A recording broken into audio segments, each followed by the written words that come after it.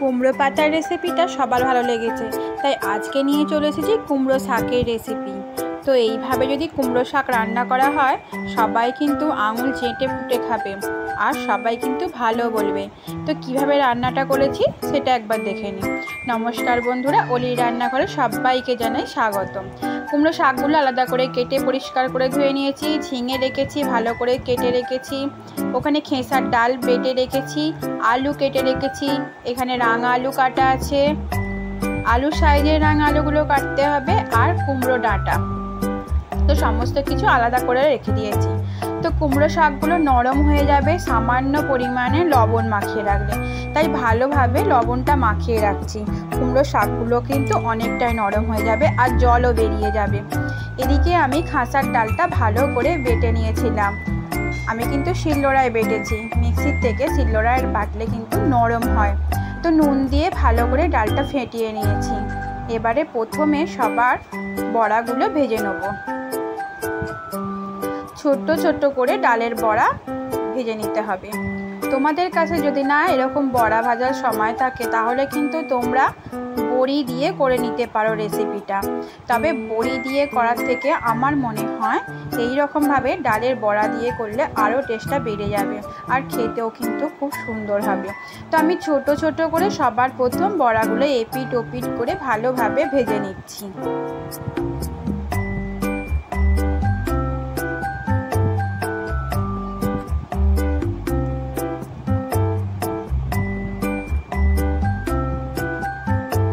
একটা একটা করে উল্টে দিচ্ছি।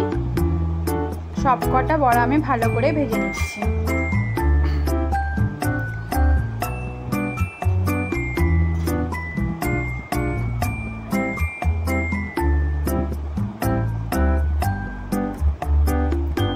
ভাজা হয়ে গেছে, আমি এবারে এগুলো তুলে নেব।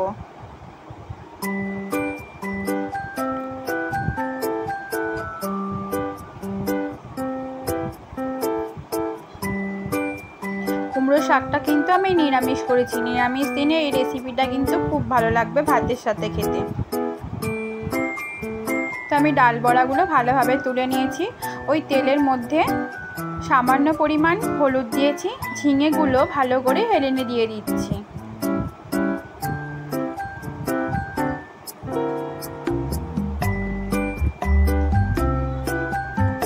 অল্প পরিমাণ ভাজা ভাজা হয়ে গেলেই তুলে নেব। ঝিঙের মধ্যে কিন্তু নুন দেবো না, তাহলে কিন্তু জলটা বেরিয়ে যাবে।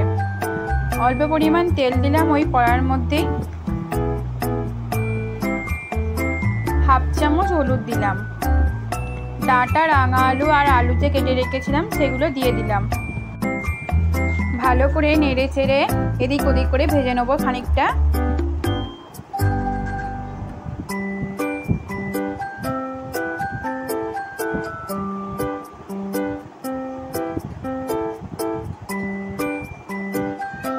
তিন থেকে 4 মিনিট নাড়ার পর এখানে আমি হাফ চামচ লঙ্কা গুঁড়ো দিচ্ছি।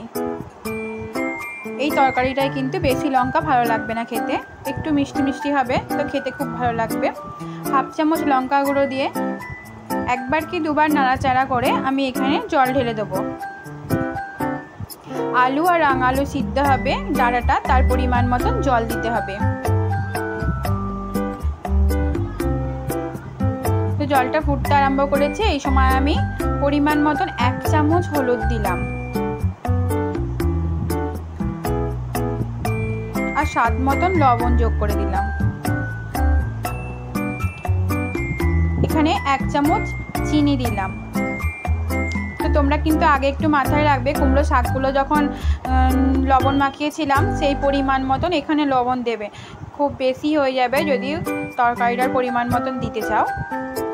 আগে যে মাখিয়ে রেখেছিলাম সেটা ভেবে দেবে। তো কুমড়ো শাকগুলো আমি ওপর দিয়ে ছড়িয়ে দিচ্ছি। এরপর এবার বড়াগুলো ছড়িয়ে দেবো ছোট ছোট করে কেটে। বড়াগুলো কিন্তু শাকের ওপরেই দেবে, জলের সঙ্গে দিলে কিন্তু বেশি সেদ্ধ হয়ে যাবে। ঝিঙেগুলো দিয়ে দিলাম। এরপর ঢাকা দিচ্ছি। 5 থেকে 10 মিনিট আলুগুলো সেদ্ধ হবে। তো 5 মিনিট পর আমি আবার খুলে নিলাম।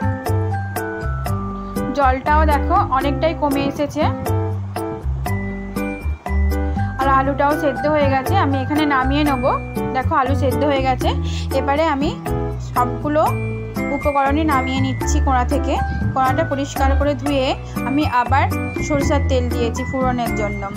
দুটো লঙ্কা কেটে রেখেছি, সেটা দিয়ে দিলাম। দুটো তেজপাতা দিলাম।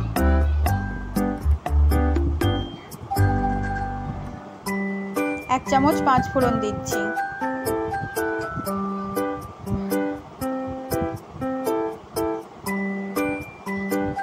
তো এরপর আমি একটা মশলা করে রেখেছি, সেই মশলাটা এর মধ্যে এবারে ভেজে নেব।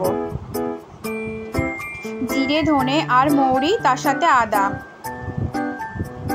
অল্প পরিমাণ মৌরি দেবে, হাফ চামচ করে জিরে আর ধনে দেবে, আদা দেবে আর হাফ চামচ সর্ষে দেবে। তো এই সমস্ত মশলাকে আমি একসাথে বেটে রেখেছিলাম। এটা ভালো করে কষিয়ে এবারে সমস্ত উপকরণ যেমন ডাঁটা, আলু, বড়া, শাক সমস্ত কিছু দিয়ে দিলাম। ভালো করে নেড়ে চেড়ে 5 মিনিট ঢাকা দিয়ে রান্না করলেই রেসিপিটা কিন্তু রেডি হয়ে যাবে।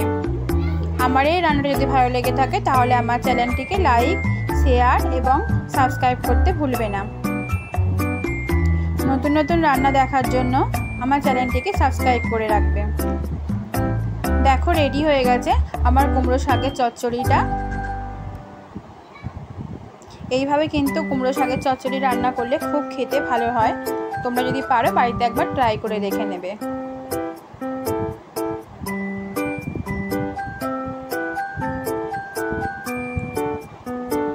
আলুগুলো কিন্তু ভেঙে দেবে যাতে স্বাদটা আরও দ্বিগুণ হয়ে যায়। আলুগুলো গোটা গোটা থাকলে কিন্তু ভালো লাগবে না।